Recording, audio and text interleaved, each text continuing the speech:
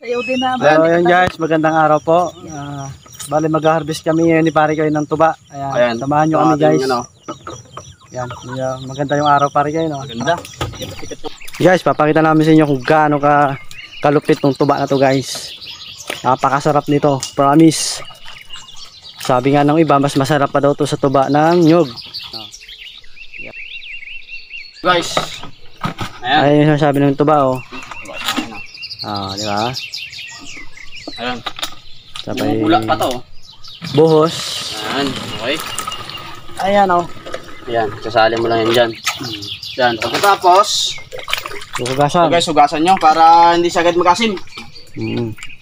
Nililinisan yun guys, nililinisan namin. Yung mga babae gusto, matamis na matamis, kaya ito yung hugasan ko. Oo nga guys, ito yung pambabae rin talaga pa rin, oh. Parang ano lang, San Mig apple. Parang ano na siya guys, light lang yung ano niya. Tsaka natural siya, hindi siya yung ginagawa sa ano, sa mga factory o pabrika. Walang chemical talaga. Walang chemicals. Very natural. Tapos, karitan nyo lang to guys. Kinakaritan nyo guys. Hanggang 3 yan, okay na. Yan, tapos tanggalin nyo ano. Yan lang yung buhay ni pare ko dito. Ito yung daily routine niya. Balik na natin, balik. Araw-araw guys, ganyan ang kanyang ano, tuwing umaga. Tara! So ito guys kung kayo ay may malapit kayo sa ilog o lugar area na may maraming sasahan, yan guys, pwede nyo siyang pakinabangan kagaya niyan. Hindi bukod dun sa ginagawang pawid guys.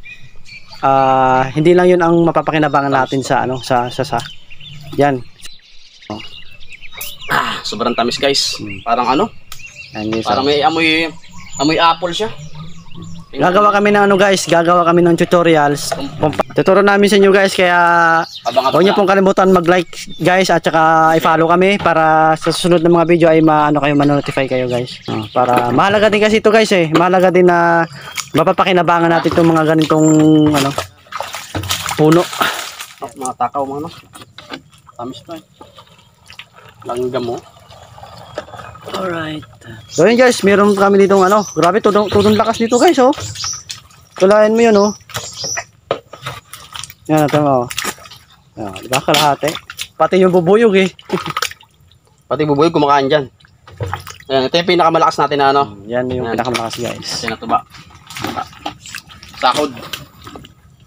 Ayan, oh. Sali natin. Wow, tamis nito. Ayan. Napakatamis niyan guys. Ayan.